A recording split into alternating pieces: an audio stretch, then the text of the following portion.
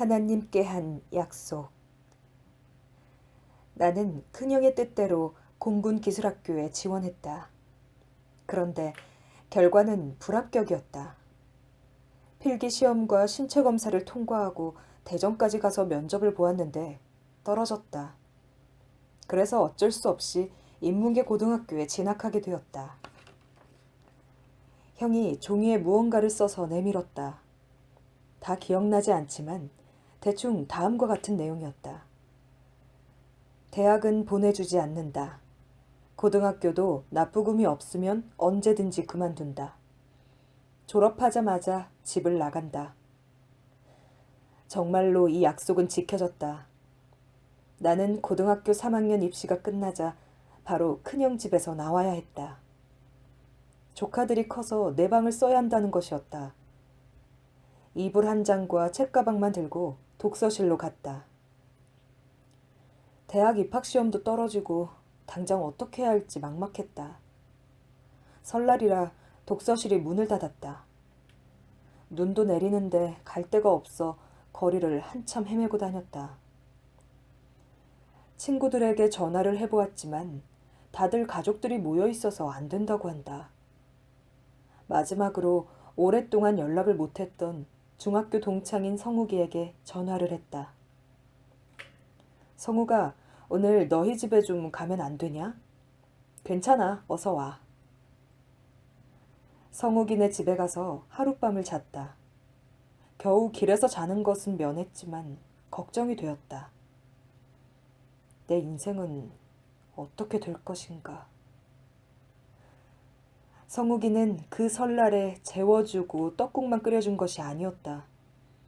내가 재수하는 동안에 신발이 떨어지면 신발을 사주고 밥을 먹지 못하면 도시락을 2개 싸서 하나를 나에게 주곤 했다.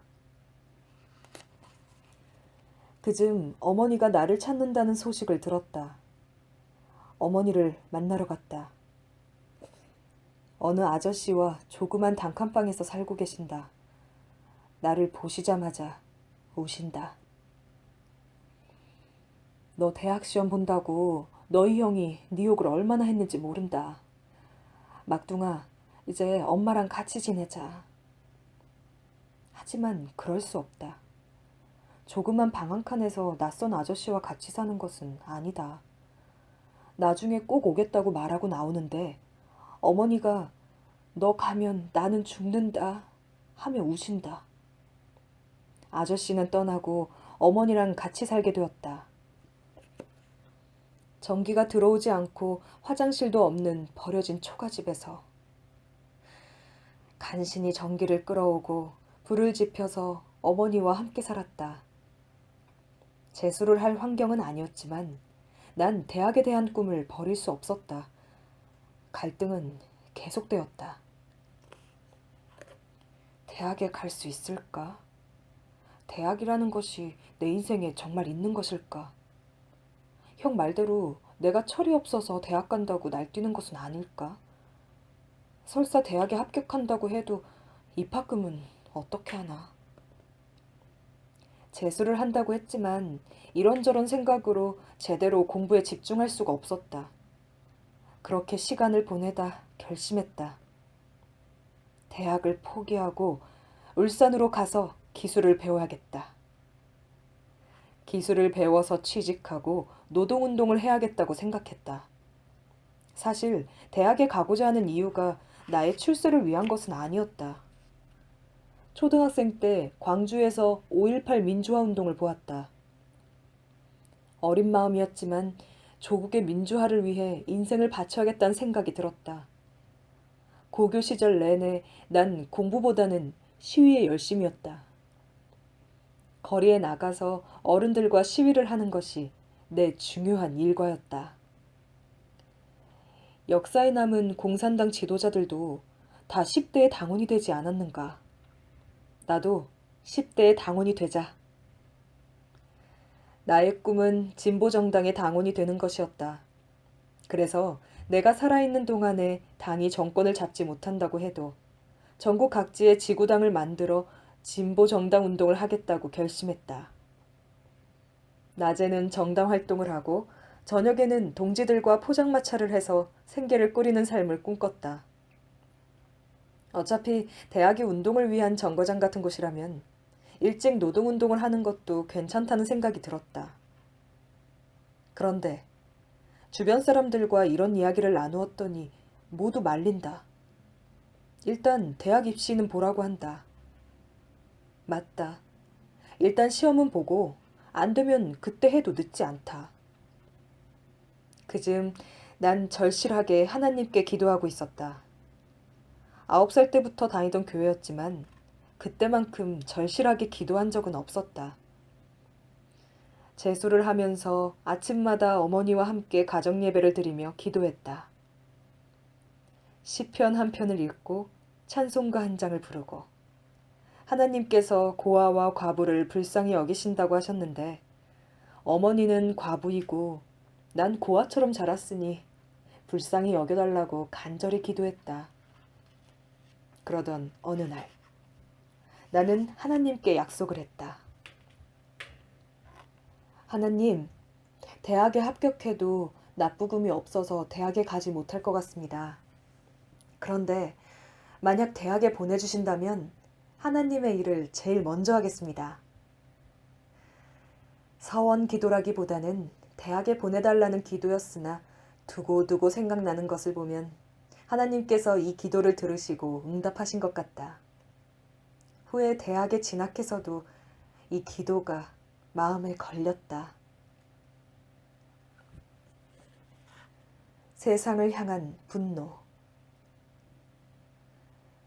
대학 입시를 치르기 3개월 전에 제2 외국어로 중국어를 선택했다.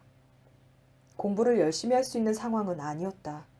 그저 고3 때 실력을 유지하고 시험을 한번 치른다는 생각이었다. 시험 전날 눈이 많이 왔다. 어머니가 아프셔서 멀리 가서 약을 사오느라 신발이 젖었다. 신발 밑창이 떨어져서 눈이 들어온 것이다. 젖은 신발을 신고 시험을 치러야 하나. 다음날 아침에 집을 나서는데 어머니가 부르신다.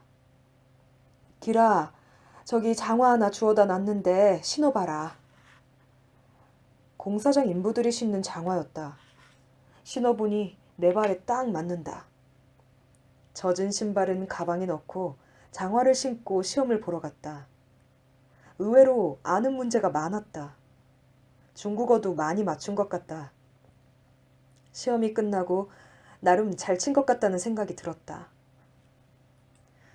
전남대 철학과에 입학했다. 다른 선택은 없었다. 그나마 납부금이 싸고 광주에서 다닐 수 있는 학교였기 때문이다. 게다가 장학생이 되었다. 기도한 대로 대학에 합격했으니 하나님의 일을 제일 먼저 했는가? 아니다. 시위를 아주 열심히 했다. 날마다 시위에 참가하고 사회과학서들을 읽고 선배들과 토론하고 술 마시는 생활이 반복되었다. 내 마음에는 분노가 있었다. 그동안 나를 괴롭힌 세상을 용서할 수 없다는 분노였다. 운동을 한다기보다는 어딘가에 나의 분노를 쏟아붓는 일이 필요했던 것 같다. 하나님은 그런 나를 위태롭게 보셨다. 5월대라는 운동 조직에 들어가기로 한 전날, 즐거운 마음으로 집에 갔는데 어머니가 노란 종이 한 장을 건넨다. 입대 영장이다. 27살 전에 졸업을 못하는 사람들은 군대에 가야 하는 규정에 걸린 것이다. 아버지는 내 나이를 실제보다 한 살 많게 호적에 올리셨다. 형이 한 살 어리게 되어 고등학교를 졸업하고도 아무것도 할 수 없는 것을 보시고 그렇게 하셨다고 한다. 고등학교를 마치면 기술이라도 배워 뭐라도 하라고. 어쨌든 나는 군대에 가야 했다. 한 번도 군대 갈 생각을 해본 적이 없었다. 엉뚱하게도 난 고등학생 때부터 감옥 갈 생각을 하고 있었다. 히틀러 말대로 감옥은 나의 학교가 될 예정이었다. 운동을 하다 감옥에 다녀온 선배들의 이야기를 들을 때마다 난 감옥에 가더라도 꼭 이쪽에서 거물이 되겠다고 생각했다. 학교에 가서 선배들에게 물었다. 입대 영장이 나왔는데 어떻게 했으면 좋겠습니까? 선배들이 모두 이구동성으로 말한다. 군대 다녀와라. 지금은 운동하는 사람들이 많아서 너를 붙잡기가 그렇다. 군대 가서 그곳을 변화시켜라.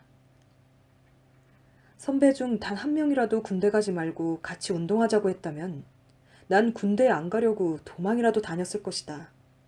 그러나 모든 선배들이 군대 다녀오라고 했다. 난 버림받은 느낌이었다.